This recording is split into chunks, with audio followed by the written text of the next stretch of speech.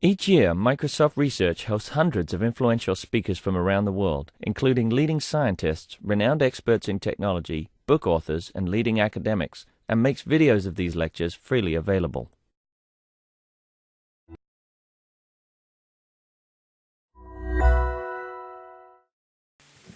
Okay, I guess we can start. Good morning, everybody. It's a great pleasure to have Marco Zimmerling with us today. Marco's coming from ETH Zurich, and he's doing his PhD there. He's going to be graduating this summer, June, July, and he's going to talk to us about predictability in low-power wireless networks. So, Marco?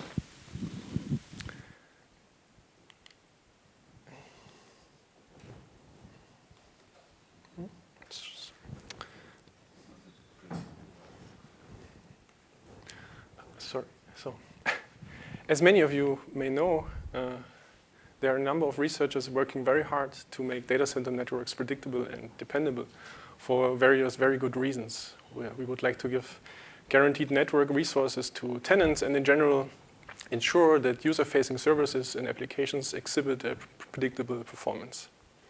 For very similar reasons, we would also like to make low-power wireless networks predictable and dependable, because these networks form the basis of a number of important applications. We would like to, for example, retrofit old buildings with wireless sensing and actuation technology to reduce the energy footprint of these buildings. We would like to network drones to increase the yield and reduce the waste of water, fertilizer, and pesticides by putting these resources only where and when they are most needed.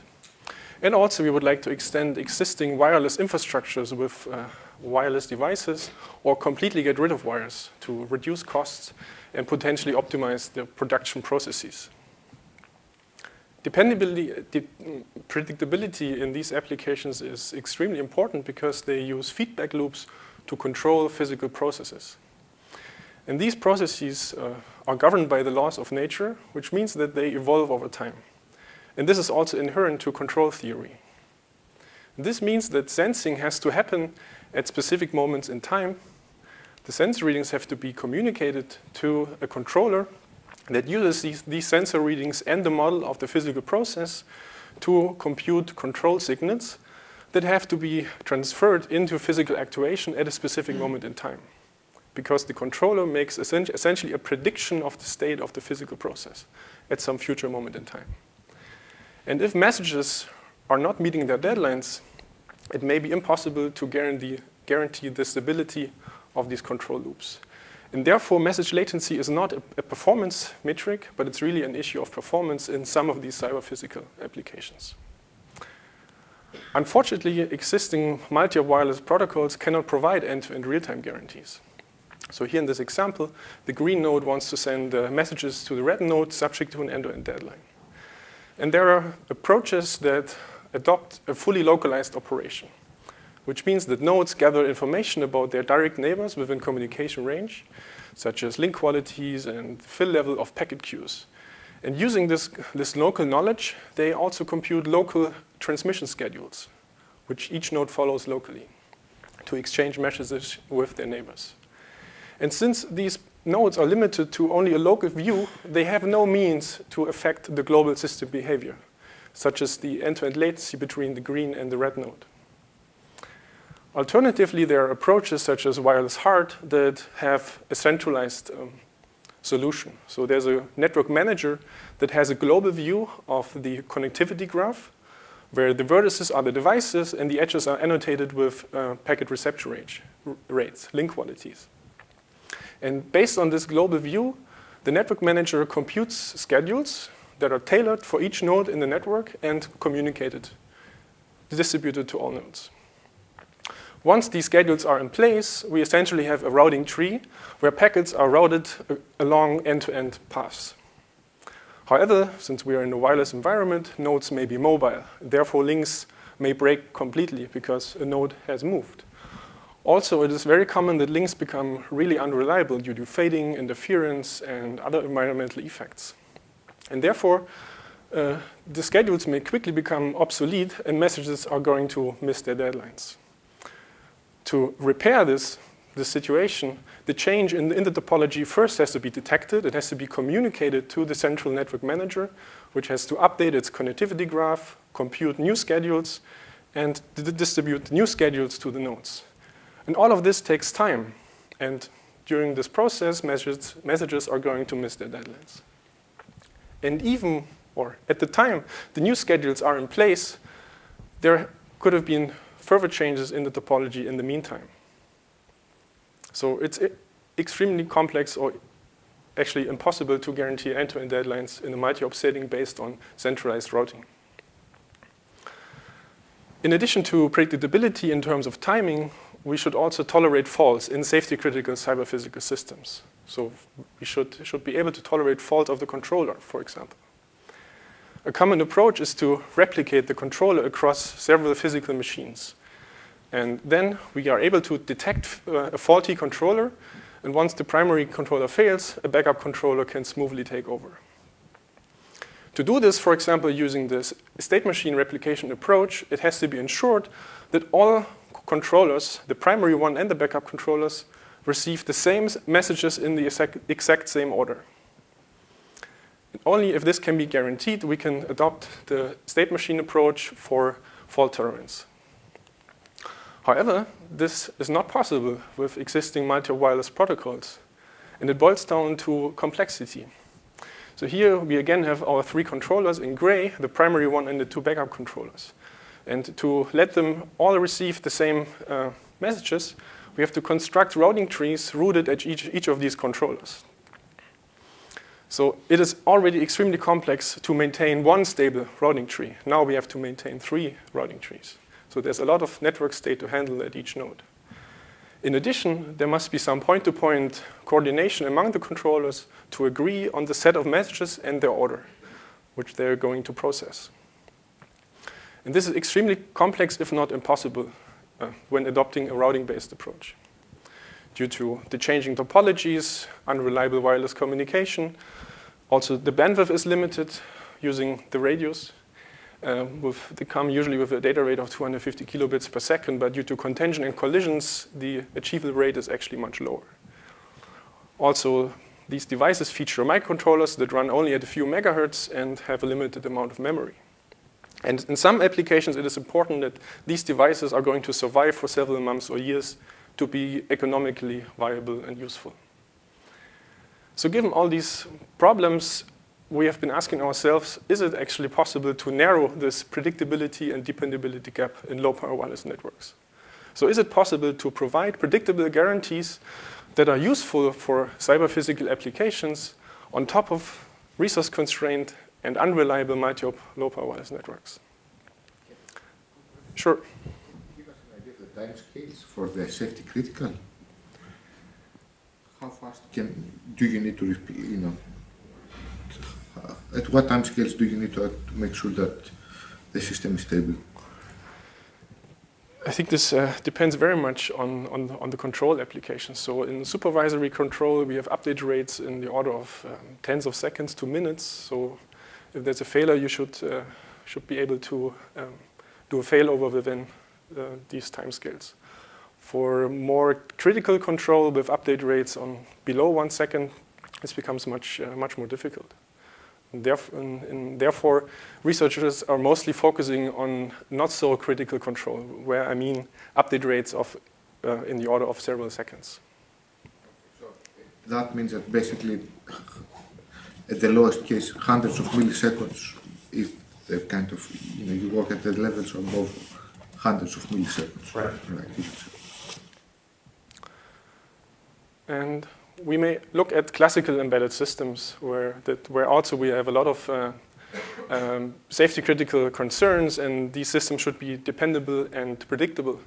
For example, in cars, there's a bus use called FlexRay, and in the latest Airbus A380, there's a bus it's called time-triggered protocol. And so these are wired buses where all nodes are synchronized, they have a common notion of time, and they communicate according to a global communication schedule. So taking inspiration from these classical embedded systems, we built a wireless bus, where also all nodes are synchronized, they share a common notion of time, and they exchange messages as if they were connected to a shared bus. To realize the wireless bus, we had to build a completely new communication architecture from the ground up. First one is the communication substrate.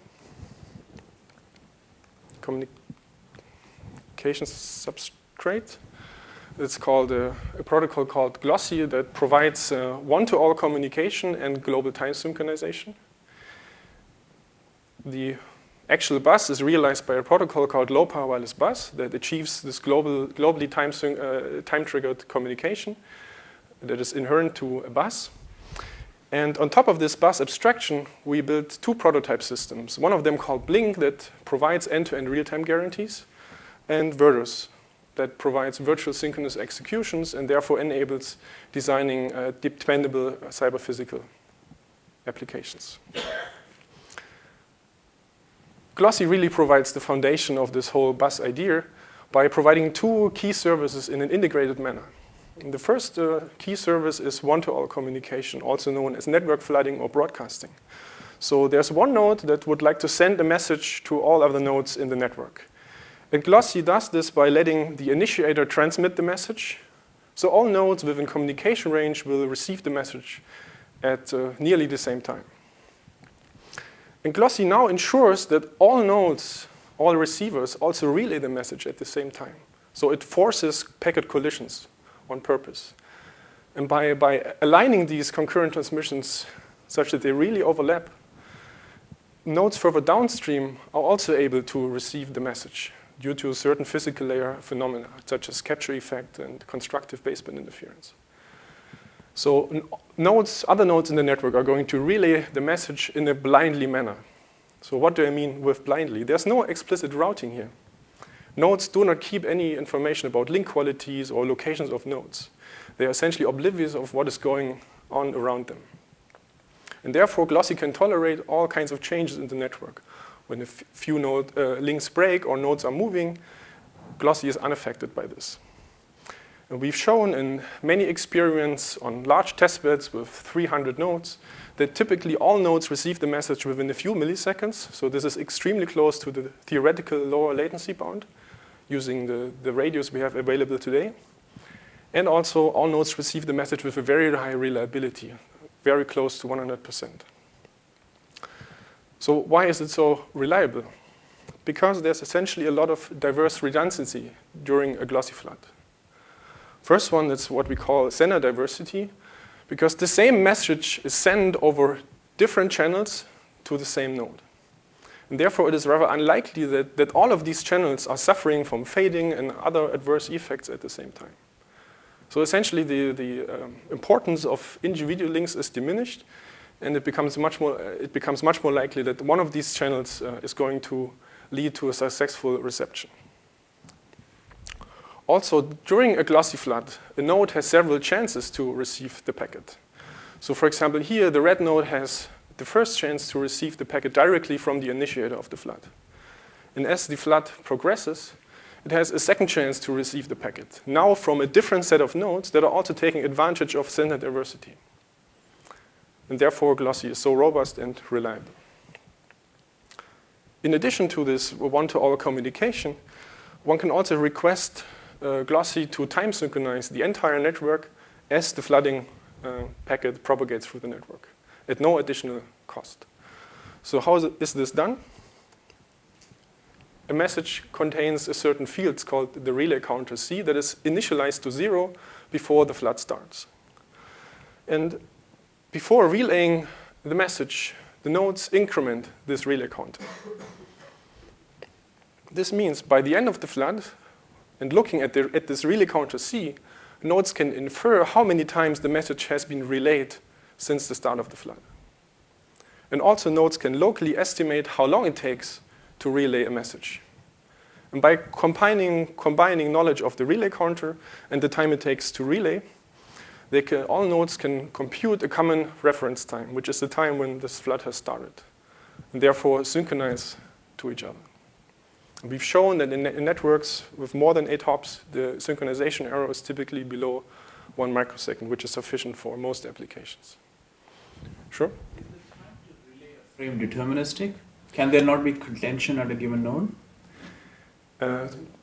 On a given node, we mask all interrupts, all other interrupts. So we are only going to accept SFD, so the start of frame delimiter interrupt when the packet arrives. So we ensure very deterministic timing on each node. This was one of the challenges we had to solve in Glossy. There cannot be multiple SFD interrupts at the same time? No, Okay. right, can only be one. So how can Glossy help us to build or to realize this idea of a wireless bus? Well, the answer is actually quite simple. We use Glossy for everything. Every message that has to be communicated in the network is flooded to every other node using Glossy. So it's really a broadcast-only communication.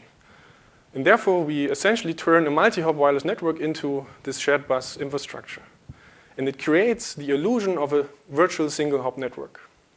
Because Glossy abstracts away from links and routes, it doesn't keep any network state, we get this single-hop abstraction. Sure? Is this a low bandwidth environment? Because in the graph above, there are lots of nodes that can communicate with their neighbors, whereas this is a very nice abstraction, the single bus, but the effective bandwidth that you'd be offering would be significantly lower.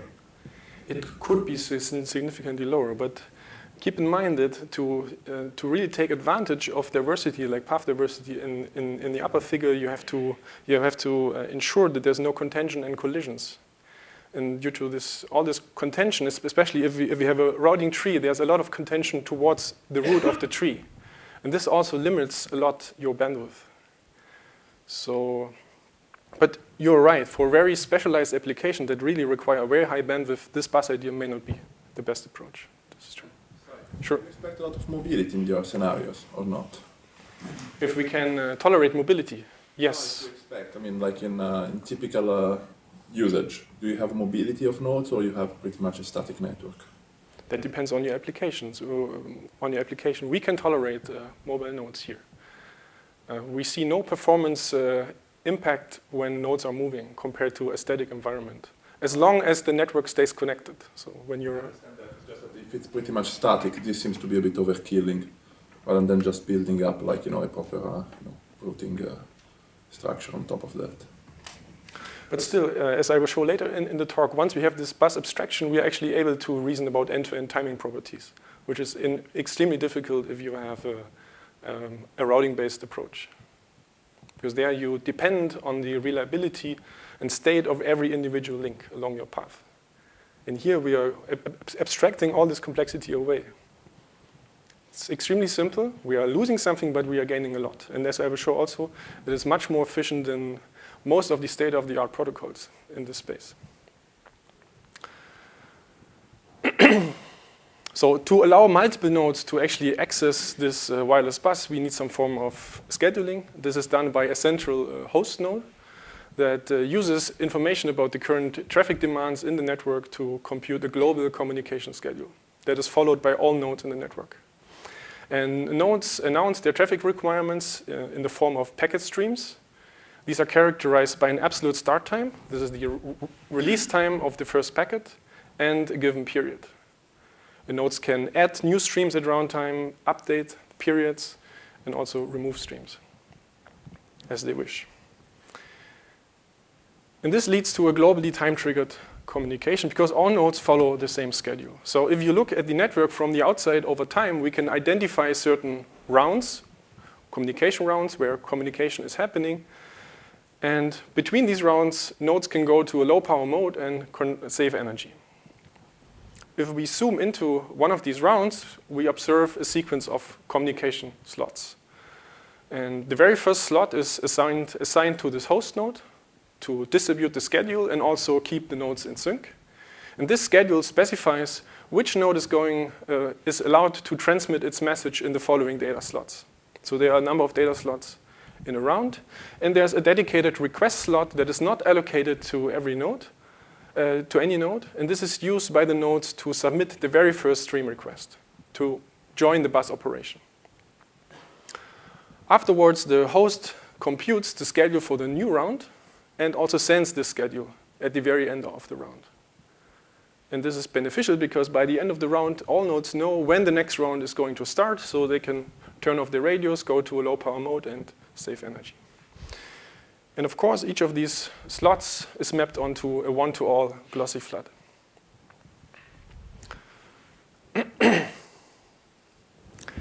We, as I've already said, we evaluated the bus across several testbeds and in mobile scenarios with interference, Wi-Fi interference, and people carrying the nodes and moving around.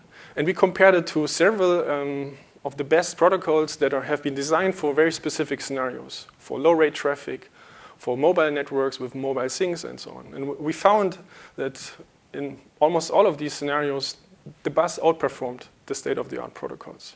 And here I would like to present one comparison against the state-of-the-art for many-to-many communication, because this is a traffic pattern that we need in cyber-physical systems when multiple sensors are sending their readings to multiple controllers. So we conducted this experiment on the testbed in Berlin. We have 90 nodes spread across 3 floors in a large office building. And we use 8 nodes as receivers. So there are 8 sinks in this testbed. And we are varying the number of senders from 18 up to 72 senders. And each of these senders sends 1 message per minute. And we use 2 metrics. One is data yield. This is the fraction of successfully received packets at the sinks. So it's an indication of reliability. And radio duty cycles. This is the fraction of time nodes have the radio on. And this is used in our field as a proxy for energy efficiency, to be able to compare protocols that are running, are installed and running across different hardware platforms. So looking at the low power wireless bus, we see that across all numbers of senders, it delivers a very high data yield, very close to 100%. And of course, as we increase the number of senders, also the traffic load increases. The host has to allocate more slots, and we are consuming slightly more energy as we increase the number of senders. Looking at the results of Muster, which is the state-of-the-art for many-to-many communication, we see that it delivers consistently fewer packets and has a much higher energy cost, because it creates a lot of overhead for maintaining all these different trees, and it really suffers from collisions and so on. You had a question? I mean, data yield means just you don't lose the packets, but you can be sending more frequently, right, in the other one. You don't see that here, right? The other protocol does per hop retransmissions. I don't quite remember the setting, but I think it was 10 retransmissions per packet, 10 retries per packet. Do you normalize them in terms of throughput at the end? Because we don't. Am I right to say that we don't see a throughbut here? It's just right. a packet loss. You don't see the throughput. throughput. So do you normalize them per throughput, or have you compared the throughput of the two? Like the bit rate, how many bits per second you can transmit from? Essentially, so okay, maybe I answered wrong. So when you look at the data yield, you actually have an indication of the throughput. So once you know the rate with which nodes are sending packets, and you have the data yield, you can calculate what was what. The rates are the same in both networks. Right. The rates are the same in both networks. Yes. You would expect that with your system, as you increase the size of the network, the performance should drop, right? Because you need to reach a large number of net. So that is not really captured in the graphs. How come? It is not captured because we are using the same network that extends across 4 or 5 hops on this testbed. But you're right, as we increase the diameter of the network in terms of physical hops, slots must be longer because the flood needs longer to reach all nodes, and we are losing something. Do you expect that in those scenarios, at some point, master, for example, will eventually get better? Or what do you see master getting better? That's hard to predict, but I would say that it also becomes much more difficult to maintain all these routes in Muster because it creates a very deep tree. And maintaining all these paths is not so easy. There are also certain optimizations one can do. One can do a sort of pipeline flooding. So you don't have to wait until a packet has reached all nodes in the network. You can already send the next packet when the first one is sufficiently far away, so it doesn't interfere. Wait for other nodes that may be broadcasting the other direction, right? This must be resolved by by the scheduler. This is true. Yes, you're occupying the whole bandwidth. Just to understand. Why do you say it's difficult to maintain all this route? Can't you just create like a static, like a spanning tree, and then just use it for all your, the entire lifetime? Because you have like, the point that you have failure, so you have mobility. So where does the cost of maintaining these routes come from? It comes from the fact that nodes have to send a lot of beacons. They have to, you have to have a way to estimate the quality of links. And therefore you have to observe what is the reception probability from a certain node. It changes significantly over time. It changes very often. So we have empirical studies in our field that show that there can be several topology changes per minute. And the coherence time of these links is on the order of a few milliseconds. So you have a lot of changes here in these networks. Not in all scenarios. If you think about deployment in the Swiss Alps, which we are also running, their links are much more stable. But if you're in an office environment with microwaves and elevators and interference from Wi-Fi and so on, you have a lot of changes in the network. And due to this overhead, which we don't have, we are much more efficient. So this is one of the reasons why we are more efficient. And we can globally schedule all the floods. So radios, the nodes only have the radio on when it is really needed to actually communicate useful application data. Yeah.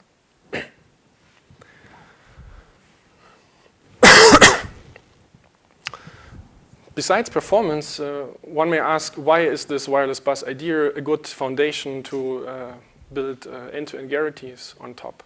And there are 4 aspects to this. First, the host makes global decisions based on a global network view. And the only time-varying network state it has to keep is the knowledge whether a node is part of the network or not. And by making global decisions, it has the ability to affect the global system behavior and provide end-to-end guarantees. Also, glossy abstracts away all the complexity and source of unpredictability that comes from links and routes. And by scheduling non-overlapping slots, we remove unpredictability due to collisions, interference, when multiple nodes would like to send something. So by removing all these sources of unpredictability, we can provide robust guarantees or predictable guarantees. All nodes share a common notion of time, which is very important to reason about end-to-end timing properties, and the protocol is also efficient and versatile. So with the same protocol logic, we are able to support many-to-many, one-to-many, all kinds of traffic patterns in a very efficient manner. By building Blink, we exploited this bus abstraction to provide end-to-end real-time guarantees, which means that one can prove that any message released by an admitted stream is allocated a slot before its deadline.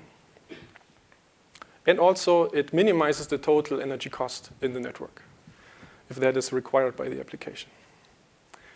And the wireless bus helps us in solving this real-time scheduling problem, because glossy abstracts away all links and routes and provides us this single-hop, virtual single-hop abstraction, and all nodes follow the same schedule. We can abstract the entire network as a single device that runs on a single clock. So we can map the real-time scheduling problem to scheduling tasks on a uniprocessor, even though the underlying topology and effects are much more complicated. So we can leverage 30 years of research on uniprocessor task scheduling. And this problem is also much simpler than the corresponding problem in tree-based systems, where the real-time scheduling problem has been shown that it can be mapped to multiprocessor task scheduling. And this is NP-hard. Nevertheless, we have to tackle 3 sub-problems to perform real-time scheduling on the bus. First, we have to decide when communication rounds should start. First, we would like to save energy, so we would like to defer the start time of the next round as far as possible into the future, but also we should not miss any deadline. And we have shown in the corresponding paper that this is possible to decide in an optimal way. Once we have decided when a round starts, we have to allocate the pending messages to the available slots in a round. And here we use earliest deadline first, so messages with an earlier deadline are given higher priority and allocated first. And also shown in the paper, we should allocate as many packets as possible to the available slots to be energy optimal. All of this only works if we have a proper admission control. So whenever we want to accept or whenever a new stream is requested, we have to check that the new set of streams doesn't make the problem infeasible. And this boils down to checking that over any interval, the requested bandwidth does not exceed the available bandwidth. It can be shown that all of these subproblems have a kind of closed form analytical solution. And this takes form like here, copied from the paper. And I want to only illustrate that this requires you to sum over all streams from 1 to n and do a lot of divisions. And divisions are extremely costly in resource-constrained devices that don't have a hardware divide or hardware multiplier. And even if you have this hardware support, it doesn't scale very well. So, and this really prevented us from just taking this analytical solution and implementing it on the nodes that we had. So this would take multiple seconds to actually compute a schedule. And this would blow up completely the timing on the wireless bus because the new schedule has to be computed at the end of the round. And it should not take longer than a few tens of milliseconds. We exploit that one can simulate the computations on a priority queue. So instead of doing all these divisions, we simulate the execution on top of the priority queue of streams. You don't have to understand the whole algorithm, just to look at the red box. There are certain operations carried out on the priority queue. So we are in this loop, iteratively, we are visiting the stream with the highest priority and doing very simple arithmetic operations to compute the start time of the next round, ti plus 1. So the efficiency of these algorithms depends usually on the efficiency of the underlying priority queue data structure. Then we looked at the problem and found that we are able to use a very simple one-level bucket queue as the data structure, as the priority queue data structure. So here's an illustration of a very simple scenario where we have a bucket queue of 16 buckets. In each bucket consists of a doubly linked list. And there are already a few streams in this queue, streams A to G, and the numbers are the absolute deadlines of these streams. So currently, stream E has the highest priority because it has the earliest, the smallest deadline. And now if you want to serve this stream, and it has been allocated a slot, for example, we have to update its deadline. So we have to increase its deadline by its period. And this involves adding 4, in this case 4, to its deadline, so it will be moved from bucket 14 to bucket 2. And computing the target bucket is an O of 1 operation because we simply have to do a modulo operation. And this modulo can also be efficiently implemented, or it is actually transformed by the compiler into a very simple AND operation if we have to do modulo by a power of 2.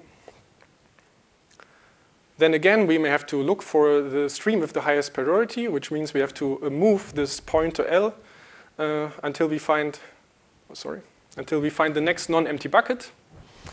In the worst case, this may take O of n, but as I will show later, these costs amortize over time. Then B is the next stream that we found, the stream with the highest priority.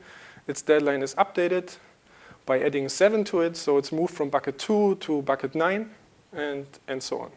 And now if we are looking for the stream with the highest priority, the find min operation doesn't have to do anything because the pointer already points to a non-empty bucket.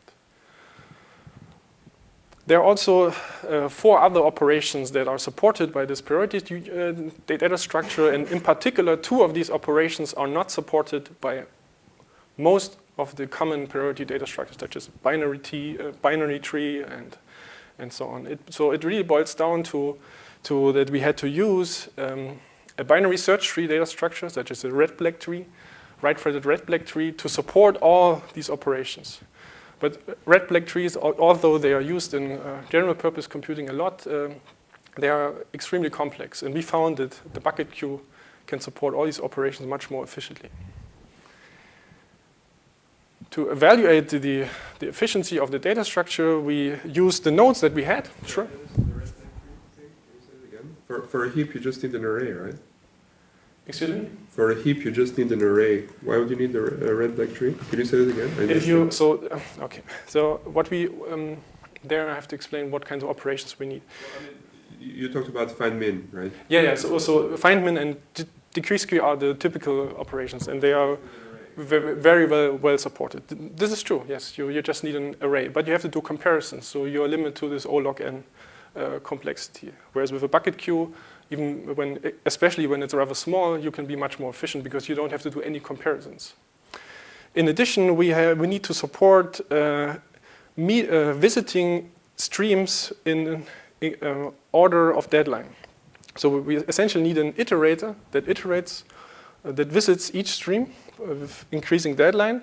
And whenever we found a stream with a pending packet, we allocate a slot to it. And this essentially requires that we update the priority queue, and we should not invalidate the iterator while we are updating a stream. And this is not supported by a binary heap. You would need an external stack to stack all the nodes on top of it, and so this becomes extremely complex with a binary heap. Even you're right, you can do it with an array. And therefore, a binary search tree. You just do comparisons with a heap, and you just move elements in the array, right? You're saying you need extra elements on the side, extra memory on the side. You need extra bookkeeping. You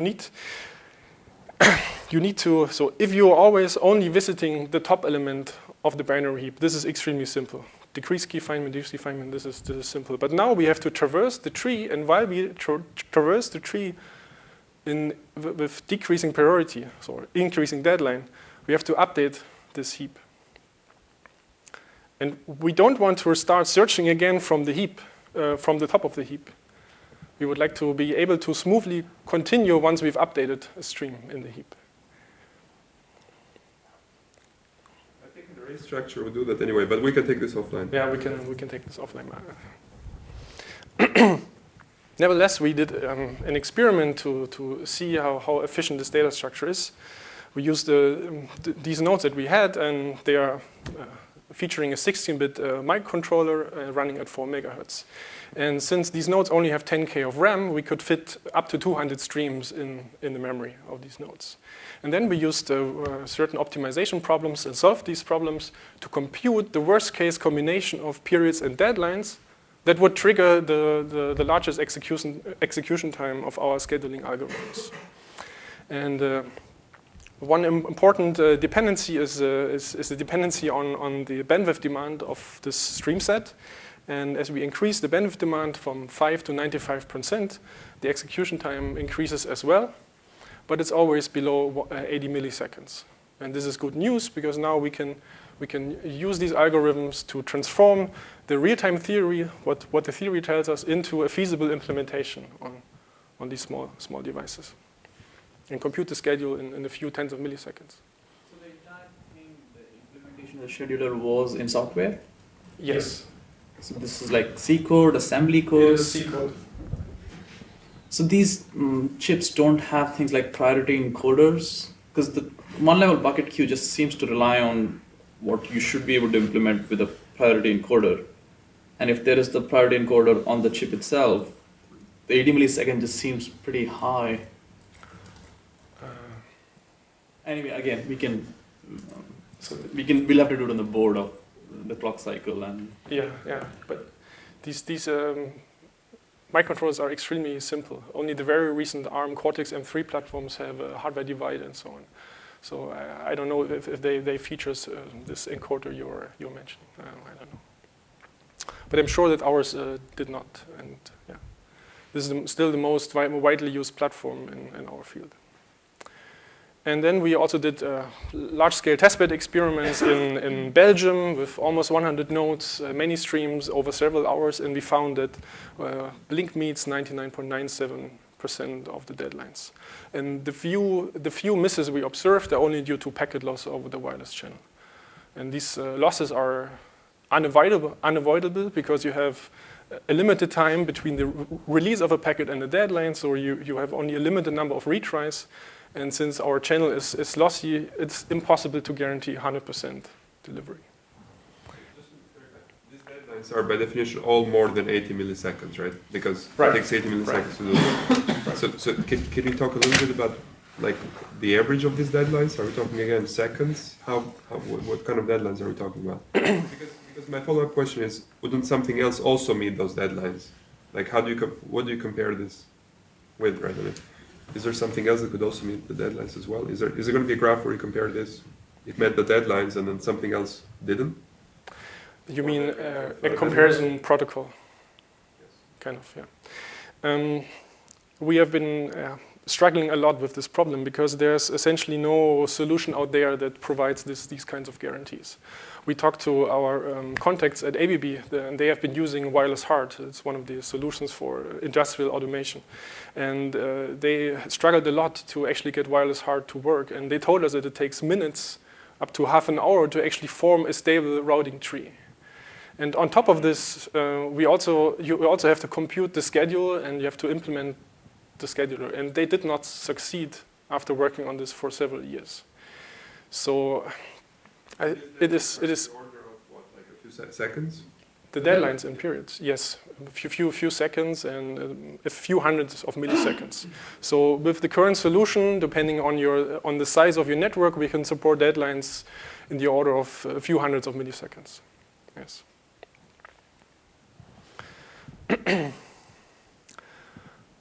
And then we also built another prototype that exploits this wireless bus abstraction to provide virtual synchrony guarantees. And this means that this prototype is called Virtus, allows the application to form groups of nodes. And nodes exchange messages by addressing them to other groups, to the same group or a different group. And Virtus ensures that all nodes in the group see the same events in the exact same order. And this includes messages that are delivered and nodes joining and leaving the group. So it creates the illusion of a globally synchronous operation that is fault-free. So here in this example, the blue node addresses a message to the group down there, and it ensures that either all nodes in the group receive the message or none of them, which is known as atomic multicast. Virtus also provides support for different message orderings. So first one is total order, where we just have to ensure that all receivers down there receive the same set of messages in the same order, irrespective of when they were sent. Then it's what we call per node FIFO, so it's ensured that nodes receive the message with respect to when they were sent by specific nodes, or system-wide FIFO across all nodes, which could also be used for building dependable mechanisms on top of Virtus. To support all of this, we had to extend the wireless bus with two additional distributed interactions. First, the host informs all nodes of the current group membership in this view slot. And also the receivers acknowledge the messages they have received. And this allows us to provide atomic multicast on top of the bus. Of course, there's a certain cost involved in doing that. And to quantify these costs, we again used this test bed in Berlin with 90 nodes. And there were two groups of nodes, 45 senders and receivers. And we varied the number of receivers from 2, 5, 10 up to 15. And we are again looking at the radio duty cycle, our proxy for energy consumption. And you see there's a moderate cost involved in providing virtual synchrony compared to the basic low-power wireless bus operation. And you can also see that there's no noticeable difference between the different orderings, because the underlying glossy one-to-all communication is extremely reliable. We have to retransmit messages only rarely, and therefore the cost is limited. If we now compare this to the state-of-the-art many-to-many protocol, Muster, we see that it has orders of magnitude higher energy cost, and it does not provide these delivery guarantees. So in summary, if we look back at this this communication architecture that we have built, we can identify the glossy as a data plane, as a very simple dump data plane that can essentially only send a message from one node to all others. And a centralized control plane. Physically centralized at a host node. We also have host failover policies to tolerate failures of the host. And this host orchestrates the entire communication in the network. And therefore provides very nice abstractions, such as a virtual single hop network, or that we can treat the entire network as a single device that runs on a single clock.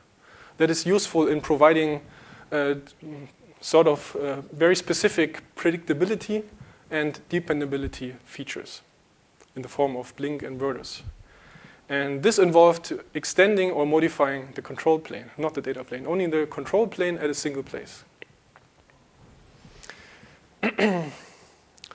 So to achieve this, we had to challenge, and I think you also do this in your research, you have to challenge the traditional networking practice. And in our field, it was considered that collisions are a bad thing, and instead we are taking advantage of them.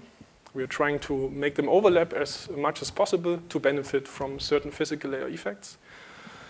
We are also centralizing control and synchronizing all the nodes, which was also considered a bad thing. But by doing everything on a single node in a synchronized manner, we can be very efficient and achieve end-to-end guarantees. And also we try to keep the system as simple as possible. So we use broadcast-only communication. We try to not add any network state that is not needed. And we use periodic streams, which are the traffic patterns needed in cyber-physical systems. And this also allowed us to model the entire system very precisely. So in another piece of work we did, we could build models that can very accurately predict the energy cost of a node in the network and give probabilistic end-to-end guarantees on reliability, which was not possible before.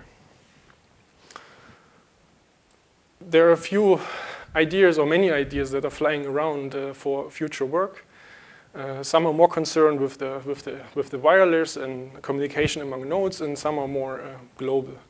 I would just briefly go through them. I think we can talk afterwards about all these ideas. First of all, I think there's still a lack of understanding of these concurrent transmissions. Why do they exactly work? What impacts their performance? And I would like to use models and software-defined radios to better understand all these mechanisms. And based on these insights, come up with new modulation schemes and physical layers, security mechanisms, if possible, to make them better and more efficient.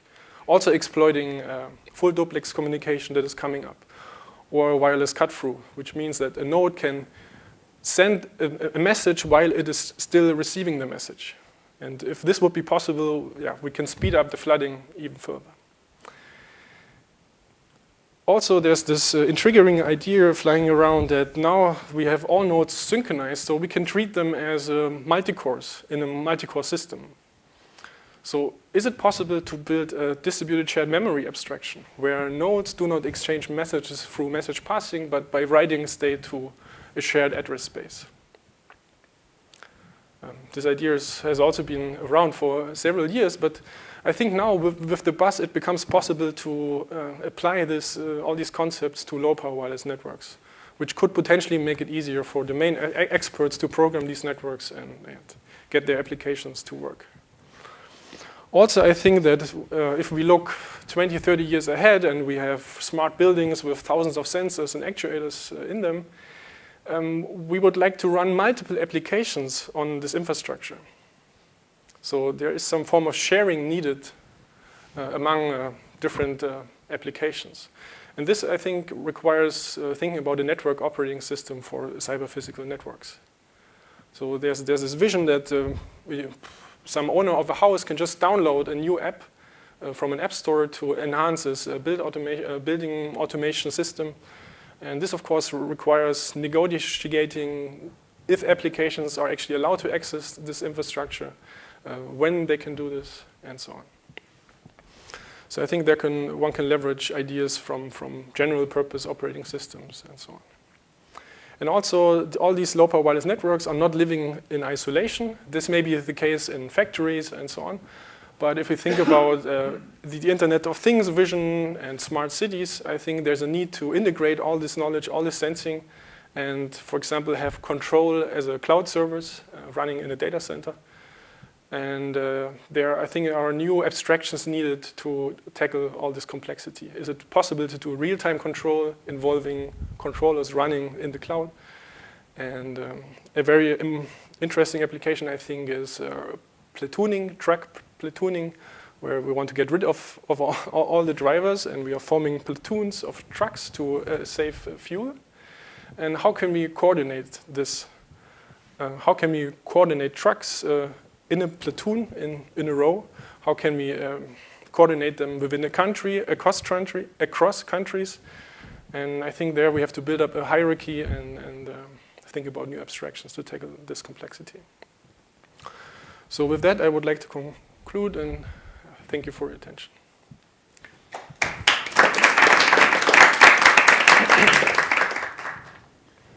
I guess we had a number of questions during the talk, but if there are any more questions. What modulation schemes when you're doing? It's quadrature phase orthogonal phase shift keying. It's from the 802.15.4 standard. Right. In the 2.4 gig band or something. Right, 2.4 gigahertz. Just a quick clarification. So why can you not build a centralized scheduler on a PC or something much more powerful? Because it's centralized, so you can add one node to a network that is doing scheduling and why do you need to do all this? This is certainly possible in some settings, but if you think about a drone network, for example, that is flying around the country, you should have the controller on one of the drones. So it's not possible to do that. Have you tried thinking about adding many-to-one support on your data plane? Seems like having 10,000 sensors reporting using broadcast wouldn't work quite as well as having 100 sensors reporting. We thought about this idea. We thought about doing that to, for example, form a sort of tunnel in the network. So we only are using a few nodes that propagate the flood on some point-to-point route, let's say, and turn off all nodes on the outside. We didn't follow up on these ideas because this would require nodes to maintain additional network state.